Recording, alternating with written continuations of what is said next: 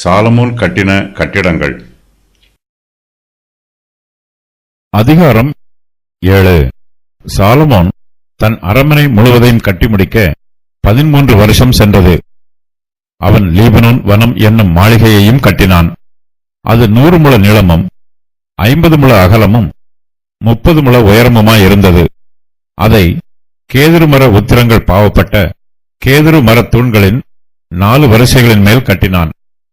ஒவ்வொரு வரிசைக்கு 15 தூண்களாக 45 தூண்களின் மேல் வைக்கப்பட்ட உத்திரங்களின் மேல் கேதுருக்களால் மச்சுப்பாவி இருந்தது. 3 வரிசை ஜன்னல்கள் இருந்தது. 3 வரிசையிலும் ஜன்னல்கள் ஒன்றுக்கொன்று எதிராயிருந்தது. ஜன்னல்களின் வாசல்களும் சட்டங்களும் எல்லாம் சதுரமாயிருந்தது. 3 வரிசையிலும் ஜன்னல்கள் ஒன்றுக்கொன்று எதிராயிருந்தது.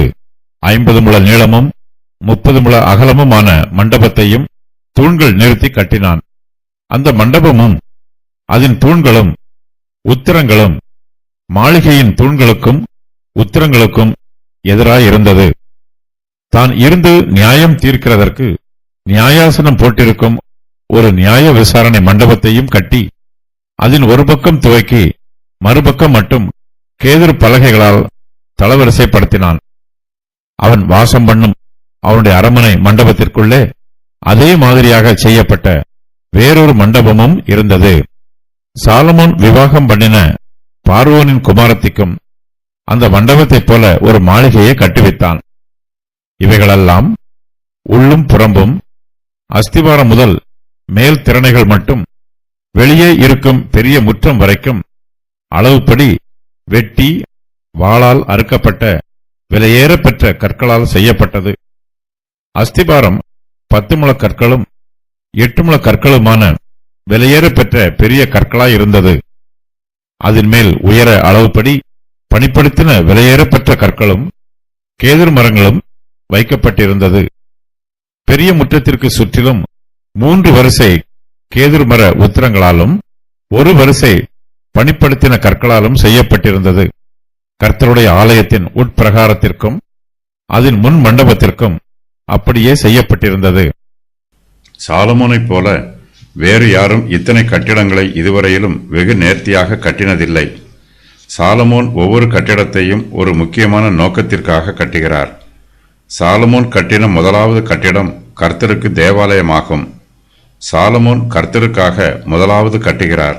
அதன் பின்பு அவர் தனக்கு தேவையான மற்ற கட்டிடங்களை கட்டுகிறார். சாலமோன் தனக்கு ஒரு மாளிகையை கட்டுகிறார். சாலமோன் இந்த அரண்மனை மண்டபத்திற்குள்ளே வாசம் பண்ணுகிறார். தாவீது ராஜாவும் ஒரு மாளிகையை கட்டினார். ஆனாலும் சாலமோன் அந்த மாளிகையில் திருப்தி அடையாமல் தன்னுடைய திட்டத்தின் பிரகாரமாகவும் விருப்பத்தின் பிரகாரமாகவும் தனக்கு இந்த மாளிகையை கட்டியிருக்கிறார். நாம் கட்டுகிற வீடு நமக்கு திருப்தியாய் இருக்க வேண்டும். அப்போதுதான் அந்த வீட்டிலே வாசம் பண்ணும்போது நமக்கு ஆறுதலும் சமாதானமும் சந்தோஷமும் இருக்கும். சாலமோன் தன் அரண்மனை முழுவதும் கட்டி முடிக்க 13 வருஷம் சென்றது. அவர் தேவாலயத்தை கட்டி முடிக்க 7 வருஷம் சென்றது. சாலமோன் தன்னுடைய சொந்த அரண்மனையை அவசரப்பட்டு கட்டவில்லை. நிதானமாகவும் பொறுமையாகவும் கட்டுகிறார். கர்த்தருடைய ஆலயத்தையோ சீக்கிரமாக கட்டி முடிக்க வேண்டும் என்னும் வைராக்கியத்தோடு அதை 7 வருஷத்தில் கட்டி முடித்து விட்டார். கர்த்தருடைய தேவாலயத்தை சாலமோன் 7 வருஷத்தில் கட்டி முடித்து விட்டார். ஆனால் தன்னுடைய அரண்மனையை கட்ட அவருக்கு 13 வருஷம் ஆயிற்று. பரிசுத்த ஆவியானவர் ஒவ்வொரு நிகழ்ச்சியையும் வேதாகமத்தில் எழுதி வைக்குமாறு ஏவி இருக்கிறார். தேவாலயத்தை கட்டுவதற்கு பயன்படுத்திய பொருட்களைப் போலவே சாலமோன் தன் அரண்மனையை கட்டவும் பயன்படுத்தினார். தேவாலயத்தைப் போல சாலமோனின் அரண்மனையும் நேர்த்தியாய் இருந்தது. சாலமோன் லீபனோன் வனம் என்னும் மாளிகையையும் கட்டுகிறார். அது 100 முழ நீளமும் 50 முழ அகலமும் 30 முழ உயரமுமாய் இருக்கிறது. அதை கேதுரு மர உத்திரங்கள் பாவப்பட்ட கேதுரு மர தூண்களின் 4 வரிசைகளின் மேல் கட்டுகிறார்.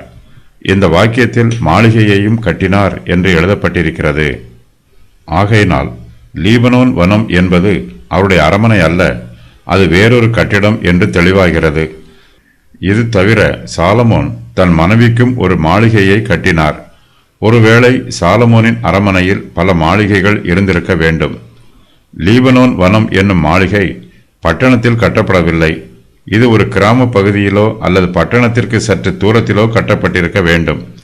லீபனோன் வனம் என்னும் மாளிகையை சுற்றிலும் மரங்கள் அடர்ந்து வளர்ந்திருக்கிறது. சாலமோன் எருசலேமிலும் கட்டடம் கட்டுகிறார், லீபனோனிலும் கட்டடம் கட்டுகிறார்.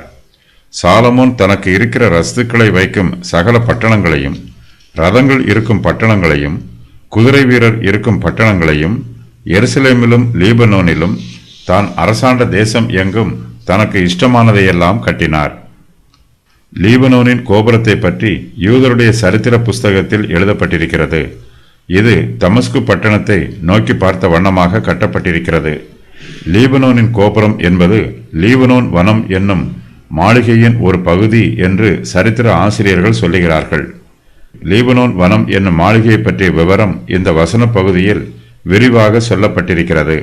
இந்த மாளிகை 100 முழ நீளமும் 50 முழ அகலமும் 30 முழ உயரமுமாய் இருக்கிறது. அது கேதுரு மர உத்திரங்கள் பாவப்பட்ட கேதுரு மர தூண்களின் 4 வரிசைகளின் மேல் கட்டப்பட்டிருக்கிறது. ஒவ்வொரு வரிசைக்கு 15 தூண்களாக 45 தூண்களின் மேல் வைக்கப்பட்ட உத்திரங்களின் மேல் கேதர்களால் மச்சுப்பாவி இருக்கிறது. லீபனோன் வனம் வாசம் பண்ணுவதற்கு அமைதியாகவும் சந்தோஷமாகவும் இருக்கும். காற்றோட்டம் தாராளமாய் இருக்கும்.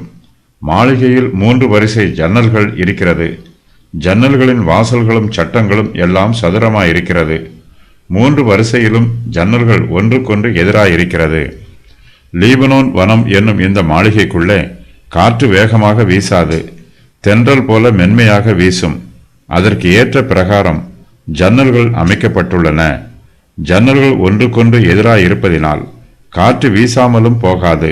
காற்று கட்டுப்பாடோடு தாராளமாக வீசும். சாலமோன் லீபனோன் வனம் என்னும் மாளிகையிலே மண் மண்டபத்தையும் தூண்களையும் கட்டுகிறார். அவர் 50 முழ நீளமும் 30 முழ அகலமுமான மண்டபத்தையும் தூண்கள் நிறுத்தி கட்டுகிறார். அந்த மண்டபமும் அதன் தூண்களும் உத்திரங்களும் மாளிகையின் தூண்களுக்கும் உத்திரங்களுக்கும் எதிராக இருக்கிறது. இந்த மண்டபம் சாலமோன் நியாயம் தீர்க்கிறதற்கு பயன்படுத்திய நியாய விசாரணை மண்டபமாகும். அவர் வாசம் பண்ணும் அவருடைய அரமனை மண்டபத்திற்குள்ளே அதே மாதிரியாக செய்யப்பட்ட வேறொரு மண்டபமும் இருந்தது. ராணிக்கும் அந்த மண்டபத்தைப் போல ஒரு மாளிகை இருந்தது. சாலமோன் சகல ஞானத்தோடும் தன்னுடைய வீட்டை கட்டுகிறார். ஞானமில்லாமல் வீட்டை வீடு கட்டுவது பற்றி சாலமோன் நீதிமொழிகள் புஸ்தகத்தில் இவ்வாறு சொல்லியிருக்கிறார். ஞானம் தன் வீட்டை கட்டி தன் 7 தூண்களையும் சித்திரம் தீர்ந்தது. நீதிமொழிகள் 9:1. சாலமோன் எருசலேமிலே கட்டியிருக்கிற தன்னுடைய மாளிகையில் ஒரு நியாய விசாரணை மண்டபத்தையும் கட்டுகிறார். இந்த மண்டபத்தில் நியாயாசனம் போடப்பட்டிருக்கிறது. சாலமோன் இந்த நியாயாசனத்தின் மீது அமர்ந்து நியாயம் தீர்க்கிறார். இந்த மண்டபத்தின் ஒரு பக்கம் துவக்கி மறுபக்கம் மட்டும் கேதுரு பலகைகளால் தளவரிசைப்படுத்தப்பட்டிருக்கிறது.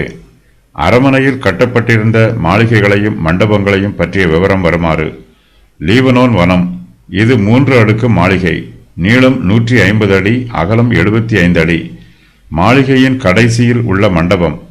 இதன் நீளம் 75 அடி, அகலம் 45 அடி. நியாய விசாரணை மண்டபம். சாலமோன் வாசம் பண்ணும் அவனுடைய அரமனை மண்டபம். ராணியின் மாளிகை.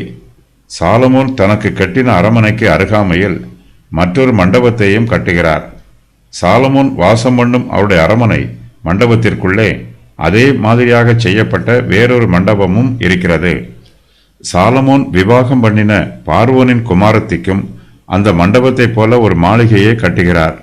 சாலமோன் வாசம் பண்ணும் அரமனையும் பார்வோன் குமாரத்திக்காக கட்டப்பட்ட மாளிகையும் அதில் உள்ள மண்டபங்களும் மிகவும் நேர்த்தியாக கட்டப்பட்டிருக்கிறது. இந்த மாளிகைகளின் கட்டுமான விவரங்களை பற்றி இந்த வசன பகுதியில் விரிவாக எழுதப்பட்டிருக்கிறது. இந்த மாளிகைகள் எல்லாம் உள்ளும் புறம்பும் அஸ்திவாரம் முதல் மேல் திறனைகள் மட்டும் வெளியே இருக்கும் பெரிய முற்றம் வரைக்கும் அளவுப்படி வெட்டி வாளால் அறுக்கப்பட்ட விலையேறப்பெற்ற கற்களால் செய்யப்பட்டிருக்கிறது. அஸ்திவாரம் 10 முழ கற்களும் 8 முழ கற்களுமான விலையேற பெற்ற பெரிய கற்களாய் இருக்கிறது. அதன் மேல் உயர அளவுப்படி பணிப்படுத்தின விலையேற பெற்ற கற்களும் கேதுரு மரங்களும் வைக்கப்பட்டிருக்கிறது. பெரிய முற்றத்திற்கு சுற்றிலும் 3 வரிசை கேதுரு மர உத்திரங்களாலும் 1 வரிசை பணிப்படுத்தின கற்களாலும் செய்யப்பட்டிருக்கிறது. சாலமோனின் மண்டபங்களும் மாளிகைகளும் விலையேற பெற்ற கற்களால் செய்யப்பட்டது. கற்களின் நீளம் 15 அடி, அகலம் 12 அடி. உத்திரங்கள் கேதுரு மரத்தால் செய்யப்பட்டிருந்தன. மரங்களையும் கற்களையும் அறுக்கும் வேலையை கிமு 1100 முதல் 1000 ஆகிய வருஷங்களிலே செய்திருக்கிறார்கள். சாலமோன் தன்னுடைய அரண்மனைக்கும் மாளிகைக்கும் மண்டபங்களுக்கும் வலுவான அஸ்திபாரங்களை போட்டிருக்கிறார். பணிப்படுத்தின விலையேற பெற்ற கற்களையும் கேதுரு மரங்களையும் பயன்படுத்தி இந்த கட்டிடங்களை கட்டியிருக்கிறார். கர்த்தருடைய ஆலயத்தின் உட்பிரகாரத்திற்கும் அதன் முன் மண்டபத்திற்கும் இதுபோலவே நேர்த்தியான கற்களும் கேதுரு மரங்களும் பயன்படுத்தப்பட்டிருக்கிறது.